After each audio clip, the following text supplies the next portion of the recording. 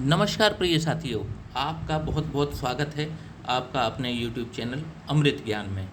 प्रिय साथियों, आज इस वीडियो के माध्यम से हम जानेंगे कि आखिर विवाह में देरी क्यों होती है, उसके क्या कारण हैं और उसका उपाय भी हम इस वीडियो के अंत में आपको ज़रूर बतलाएंगे। प्रिय साथियों, विवाह की एक आयु होती है और जब भी उस आयु के बाद भी बीत जाने के बाद भी यदि विवाह नहीं होता है तो उसमें हम देखते हैं कि विवाह में देरी होना शुरू हो गई है। भारतवर्ष में एक विवाह की जो आइडल एज है वो 25 वर्ष से लेकर के 30 वर्ष की आयु में यहाँ का जातक जो है या जातिका जो है वो विवाह करना पसंद करता है। उसके जो पेरेंट्स होते हैं इस आयु तक आते आते अपने बच्चों का विवाह कर देते हैं और होना भी चाहिए। परंतु जब भी ये आयु जो कि 30 वर्ष की है, इसके पश्चात भी अगर किसी जातक या जातिका का विवाह संपन्न नहीं हो पाता है तो ये एक विवाह में देरी हो चुकी होती है और हमें इसका कारण अवश्य जानना चाहिए। प्रिय साथियों, विवाह में जब भी देरी होती है तो उसके पीछे शनिदेव का एक बहुत बड़ा रोल होता है। आखिर शनिदेव ऐसा करते क्यों हैं? ये हमारा पूर्व का प्रारब्ध होता है। हम पिछले जन्मों में कई ऐसे कार्य करके आते हैं जिसके कारण से शनिदेव हम पर कुपित होते हैं और वो वैवाहिक सुख से हमें वंचित रखते हैं। प्रिय साथियों, शनि जो कि देरी के कारक हैं, संसार के न्यायाधीश हैं, शनै शनै अपने रिजल्ट्स देते हैं, परंतु इनके रिजल्ट्स इतने गंभीर होते हैं कि जातक सोचने पर ही मजबूर हो जाता है कि आखिर उसके अंदर ऐसी क्या कमी है कि उसका विवाह संपन्न नहीं हो पा रहा है। प्रिय साथियों, सामने एक जन्म पत्रिका आपको दिखाई दे रही होगी और ये किसी भी लग्न और किसी भी राशि की हो सकती है। परंतु यदि शनि इन भावों में विराजमान हैं तो आप मानकर चलिए कि विवाह में देरी होगी ही होगी।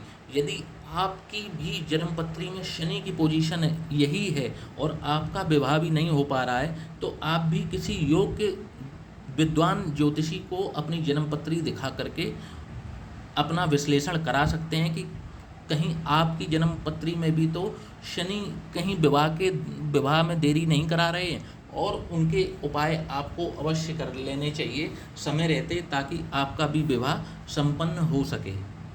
प्रिय साथियों, शनिदेव जब भी लग्न में विराजमान हो, पंचम भाव में विराजमान हो, दशम भाव में विराजमान हो तो आप यकीन मान करके चलिए कि ये विवाह में देरी कराते ही कराते हैं। 99% मामलों में यहाँ पर शनिदेव देरी कराते हुए देखे गए हैं और ऐसा होता ही है। इसके अलावा भी शनिदेव की कुछ युतियाँ हैं जो मैं अभी आपको बतलाऊंगा। जो युतियाँ यदि आपकी जन्मपत्री में भी अगर हैं तो आपके विवाह में मान कर चलिए कि देरी तो होनी ही है, परंतु यदि युति बहुत ज़्यादा गंभीर है, डिग्री वाइज बहुत ज़्यादा क्लोज्ड युति अगर है तो कंवारेपन के योग का भी निर्माण कर देती हैं वो युतियाँ। पहले बात कर लेते हैं ये 3 मामलों में शनि देरी कैसे कराते हैं। तो शनि की यदि लग्न में विराजमान है तो इनकी सप्तम दृष्टि जो है विवाह स्थान पर रहती है। पंचम भाव में विराजमान है तो इनकी तृतीय दृष्टि से ये विवाह स्थान को देखते हैं तो देरी कराते ही कराते हैं। और दशम भाव में जब भी विराजमान होते हैं तो इनकी दशम दृष्टि जो है वो विवाह स्थान पर पड़ती है तो भी ये विवाह में देरी कराते हैं। तो प्रिय साथियों, ये तो हमने शनि की ये 3 पोजीशन देख ली। जब शनि यहाँ पर विराजमान हो तो विवाह में देरी होने के 99% चांसेस हैं। यदि आपकी कुंडली में भी शनि यहाँ पर विराजमान है और अपवाद की स्थिति ऐसी भी हो सकती है कि यदि कहीं पर विवाह स्थान पर यहाँ पर गुरुदेव की दृष्टि पड़ जाए तो आपकी शादी जो है एक ठीक औसतन एज पर हो जाएगी, यदि गुरु अपनी पूर्ण बलाबल दृष्टि के साथ सप्तम भाव को यदि देख लें। परंतु फिर भी आप मान करके चलिए कि शनि यदि देख रहे हैं तो विवाह में देरी होगी ही होगी। तो ये तो शनि यदि 3 भावों में विराजमान है तो देरी हो रही है। अब देख लेते हैं चौथी पोजीशन। साथियों, अब यदि शनिदेव सप्तम भाव में विराजमान हो और सूर्य देव के साथ में विराजमान हो, सूर्य इनके नैसर्गिक शत्रु हैं। हालांकि शनि और सूर्य पिता और पुत्र हैं, परंतु इनकी आपस में बिल्कुल भी नहीं बनती। सूर्य यदि पूरब हैं तो शनि पश्चिम हैं, सूर्य यदि तेज हैं तो शनि एक अंधकार हैं, शनि एक छाया हैं। तो ये देखा जाए तो आपस में इनके कोई भी जो गुण हैं वो नहीं मिलते, इसलिए ये आपस में नैसर्गिक शत्रु हैं। प्रिय साथियों, जब भी सूर्य और शनि की युति सप्तम भाव में होती है तो जातक के जीवन में ये देरी किस प्रकार से कराते हैं, आइए देख लेते हैं। जब भी शनि और सूर्य सप्तम भाव में विराजमान होंगे तो ऐसा व्यक्ति जो है वो बड़ा ही एक उसका जो रूप होगा वो बड़ा ही सुंदर रूप का ऐसा जातक होता है, बड़े ही उसका बलिष्ठ शरीर होगा, बड़ा ही रूपवान होगा। और अब देखिए विडंबना कि इतना सुंदर होने के बाद ऐसे व्यक्ति के विवाह में देरी आखिर होती कैसे है। तो जब भी ये जातक अपने यौवन काल में होता है, जब भी इसकी उम्र 22 से 23 वर्ष की होती है, इसको बहुत अच्छे अच्छे रिश्ते आना शुरू हो जाते हैं, परंतु ये जातक उन रिश्तों में कोई ना कोई कमी निकाल करके उसको रिजेक्ट करना शुरू कर देता है। 22 वर्ष, 23 वर्ष, 24 वर्ष, और ऐसा ये जातक 28-29 वर्ष तक करता रहता है। इतना अहंकार में डूबा हुआ होता है कि सच्चाई से बिल्कुल कि इसका जैसे कोई नाता ही ना हो अपने आप को। और ये कई बार ऐसा व्यक्ति ये कहते हुए भी सुना जाता है कि यदि संसार में मेरी शादी ना हुई तो फिर होगी किसकी। ऐसी बड़ी बड़ी बातें करने वाला होता है, परंतु फिर एक समय ऐसा भी आता है जब लोग इनको रिजेक्ट करना शुरू कर देते हैं।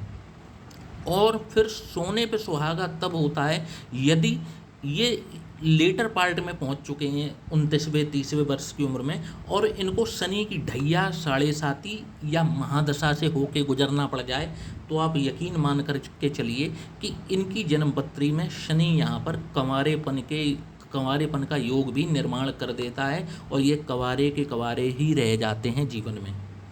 अब साथियों बात कर लेते हैं शनि यदि अब दूसरी युति के बारे में बात करते हैं। तो प्रिय साथियों, दूसरी युति है शनि और चंद्रमा की। इसे विष दोष भी कहा जाता है। और अब आप देखेंगे कि इन जातकों की जन्म कुंडली में ऐसे क्या स्थिति पैदा होती है कि इनकी शादी में भी अत्यधिक देरी होती है। तो शनि और चंद्रमा जो कि आपस में नैसर्गिक शत्रु हैं, और चंद्रमा आपकी माता के भी कारक हैं, तो जब भी शनि और चंद्रमा की युति होती है तो ऐसे जातक की माता अपने पुत्र या पुत्री के लिए बड़े ही चिंतित रहते हैं उनका विवाह कराने के लिए। और जब उनके विवाह में देरी होना शुरू हो जाती है तो इनकी माता को भी घोर डिप्रेशन की स्थिति से होकर के गुजरना पड़ता है, क्योंकि शनि यहाँ पर चंद्रमा के साथ विष दोष विवाह स्थान पर भी बना रहे हैं और माता को भी विष दोष से पीड़ित कर रहे हैं। तो माता भी जो हैं वो घोर डिप्रेशन में चली जाती हैं। ये जातक देखने में शरीर में बिल्कुल इनकी अच्छी कदकाठी होती है, हष्ट पुष्ट शरीर के होते हैं, कोई शारीरिक कमी नहीं, किसी भी प्रकार का मतलब इनका कैरियर टाइम से सेट हो जाता है, कैरियर में बहुत अच्छा कमाई कर रहे होते हैं। तो लोग ऐसा सोचने पर मजबूर हो जाते हैं कि आखिर इनके साथ ऐसी क्या बात है कि इनका विवाह नहीं हो पा रहा है। परंतु वे व्यक्ति ये नहीं जानते कि इस व्यक्ति के विवाह स्थान पर विष दोष का निर्माण हो चुका है और शनिदेव इस जातक की जन्मपत्री में अननेसेसरली डिले कराने का कार्य कर रहे हैं। और यदि ये डिले होते होते ये यदि अपने लेटर 30s में पहुंच जाते हैं या स्टार्टिंग 40s में पहुंच जाते हैं, तो एक तरीके से ये कंवारेपन का योग इनके में निर्माण हो जाता है। फिर इनका विवाह होना लगभग असंभव ही मानकर चलिए, इम्पॉसिबल ही मानकर चलिए कि इनका विवाह संपन्न हो पाए। अब बात कर लेते हैं अपनी तीसरी युति की। तीसरी युति है शनि और मंगल की, जो कि सभी युतियों में सबसे खतरनाक, सबसे ही मतलब कहें कि एक तो करेला पहले से ही कड़वा, दूसरा नीम पर और चढ़ गया। एक तो ये जातक हो गया मंगली, घोर मंगली, ऊपर से शनिदेव जो देरी के कारक हैं। मांगलिक व्यक्ति की का विवाह खुद में देरी से होता है और शनि खुद में देरी के भी कारक हैं। तो ऐसे व्यक्ति के विवाह में अत्यधिक देरी होती है, 90% केसों में बहुत अधिक देरी होती है। और यदि व्यक्ति का विवाह हो भी जाए तो भी व्यक्ति एक सफल वैवाहिक जीवन नहीं जी पाता, क्योंकि शनि और मंगल की युति यहाँ पर जातक को कई बार धोखा दिलाने का कार्य करती है। कई बार स्थिति यहाँ तक पहुँचती है कि 99% मतलब सगाई हो गई, शादी की डेट तक निकल आई, उसके बाद मतलब सारे कार्य पूर्ण होने के बाद विवाह में विघ्न पैदा होता है, रिश्ता टूट जाता है, जातक घोर डिप्रेशन में चला जाता है। और ये युति जातक को अपने पूर्व जीवन में भी कई बार मतलब लव और रोमांस में भी कई बार धोखा दिलाने का कार्य करती है। तो इस तरीके से शनि और मंगल की युति जो है वो जीवन बर्बाद करने का कार्य जातक का कर देती है। अब अपनी चौथी युति के बारे में बात करते हैं। प्रिय साथियों, चौथी युति है शनि और बुध देव की। बुध देव जो कि बुद्धि और विवेक के कारक हैं और शनि के परम मित्र भी हैं। और बुध देव की एक खास आदत होती है, ये जिस ग्रह के भी साथ होते हैं ये अपने आप को वैसा ही ढाल लेते हैं, वैसा ही बना लेते हैं। जब ये शनि देव के साथ होते हैं तो ये शनि देव के साथ होने पर ये अपने आप को शनि देव के ही रंग में ढाल लेते हैं। तो कहने का मतलब है कि जब शनि और बुध की युति सप्तम भाव में होगी तो ऐसा व्यक्ति जो है एक नीरस स्वभाव का होता है, जो अपनी बात को कभी भी स्पष्ट रूप से कह नहीं पाता, हमेशा मौन बने रहना, कभी भी अपने दिल की बात किसी से कह ना पाना। और जब भी इनकी मतलब आजकल तो सोशल मीडिया का ज़माना है, तो जब भी इनकी मतलब मान लीजिए कि सगाई हो गई है, इनकी वैसे तो अमूमन देखा जाता है कि 2 से 3 सगाइयाँ तक इनकी टूटती हैं। और उसका कारण मैं बताता हूँ आपको कि बुध के ऊपर यहाँ पर शनि का प्रभाव होता है। बुध आपकी वाणी है, आपकी बोलने की क्षमता है, आपकी वाक शक्ति है, ठीक है। और जब भी शनि और बुध यहाँ पर आपस में युति करके बैठेंगे तो ऐसे व्यक्ति का आजकल होता क्या है कि सोशल मीडिया का ज़माना है, लड़का लड़की की सगाई हुई, नंबर एक्सचेंज हुए, बातचीत करना शुरू हुई और उन्हीं बातचीतों के दौरान ये व्यक्ति कुछ ऐसा बात कर देता है, इसके मुख से कुछ ऐसी वाणी निकलती है जिसके कारण वो सगाई इनकी टूट जाती है और जिसका दंश इनको झेलना पड़ जाता है। प्रिय साथियों, अब हम बात करेंगे अपनी 5वीं युति की। साथियों, ये 5वीं युति जो है ये कमाल की युति है कि जब भी ये युति सप्तम भाव में बनती है तो ऐसे जातक और बाकी की 4 युतियों में क्या था कि रिश्ते आते रहते हैं, बस बात नहीं बनती, रिश्ते मतलब परिणाम तक नहीं पहुंचते। परंतु ये युति ऐसी है कि इसमें रिश्ते आते ही नहीं हैं।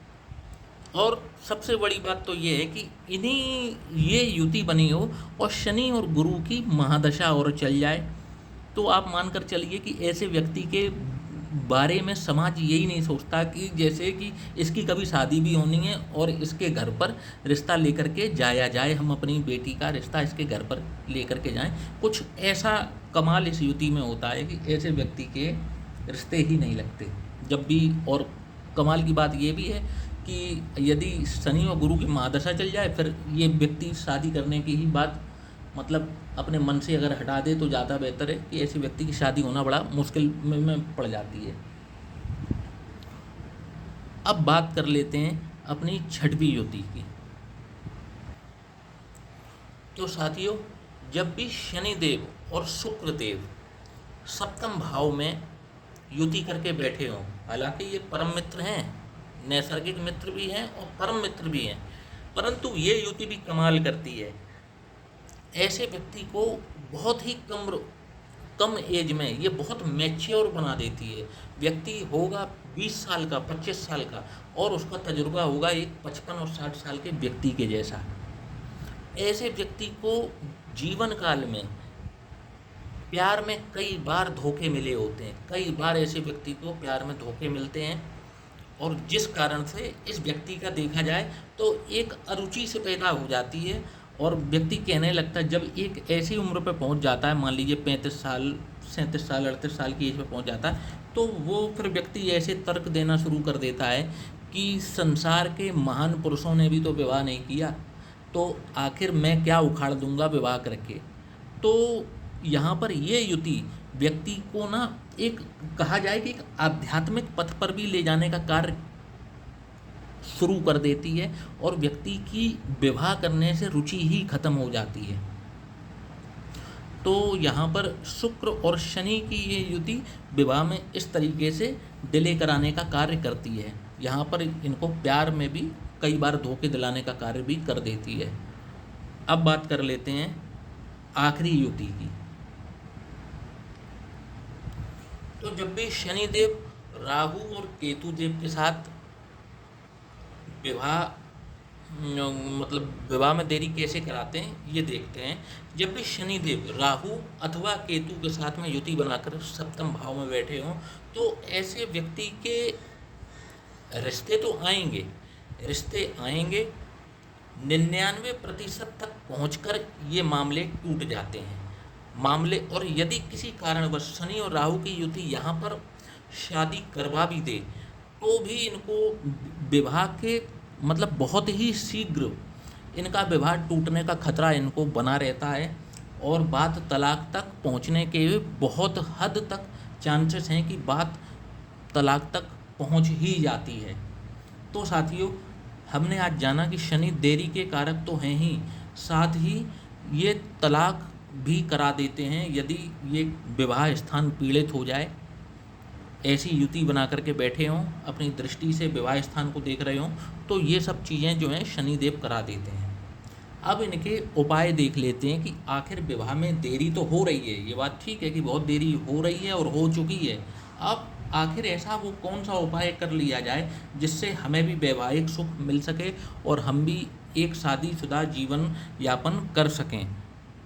तो प्रिय साथियों, ये उपाय जो मैं बताने जा रहा हूँ ये बहुत ही कारगर उपाय है, और यदि आप इस उपाय को नियमित रूप से कर लेते हैं तो आप यकीन मान कर के चलिए कि इस उपाय को करते हुए आपको 1 माह ही बीतेगा कि आपके अचानक से रिश्ते आना तो शुरू होंगे ही, आपके लिए सर्वश्रेष्ठ रिश्ते भी आएंगे। पर बस याद ये रखना है कि जब भी वैवाहिक बंधन में बंधे तो आप कुंडली मिलाए बिना विवाह ना करें। तो साथियों, उपाय क्या है ये देख लें कि आपके भवन के घर के निकट कोई भी शिवालय होगा, उसमें शिवलिंग भी होगा, तो श्रावण मास के पहले दिन से आप शिव जी को 1 लोटा जल और 1 बेलपत्र नियमित रूप से अर्पित करना शुरू करें। ये आप पूरे श्रावण मास आप इस कार्य को अंजाम दें। आप सुबह उठें, नहा धो करके सारी दैनिक क्रियाओं से निवृत्त होकर के आप 1 लोटा जल निकट के किसी भी शिवालय में जा कर के शिवलिंग पर चढ़ाएं, और साथ ही आप 1 बेलपत्र चढ़ाकर शिव जी के समक्ष अपनी समस्या को रखें, और लगातार पूरे श्रावण मास आपको ये कार्य करना है। और घर लौटने के बाद या आप उस शिवालय में ही, मंदिर में ही कहीं पर भी बैठ करके, यदि आपके पास एक तुलसी की माला है तो आप एक तुलसी की माला का, पूरी माला का आप ओम नमः शिवाय करके पूरी तुलसी माला का आप एक जाप करें। उसके बाद एक मंत्र है, ओम शम शनिश्चराय नमः, ओम शम शनिश्चराय नमः। इस मंत्र का जाप आपको पूरी तुलसी माला के साथ करना है, और ये उपाय आपके लिए बहुत ही कारगर और एक मील का पत्थर साबित होगा। और आप देखेंगे कि श्रावण मास यदि आपने ये कार्य पूरा कर लिया तो आपके लिए सर्वश्रेष्ठ रिश्ता जरूर आएगा। साथियों, आशा करता हूँ कि आपको ये हमारा वीडियो अवश्य पसंद आया होगा, तो चैनल को सब्सक्राइब और वीडियो को लाइक करना ना भूलिएगा और ज़्यादा से ज़्यादा इस वीडियो को शेयर कीजिएगा, ताकि और लोगों को भी जिनके विवाह में देरी हो रही है उनको भी इस महा उपाय का लाभ मिल सके। यदि आप अपनी जन्म कुंडली का विश्लेषण करवाना चाहते हैं तो दिए गए व्हाट्सएप नंबर पर आप हमसे संपर्क भी कर सकते हैं। इसी के साथ अब चलने का वक्त हो चला है, तो प्रिय साथियों, जय श्री राम, जय श्री कृष्ण।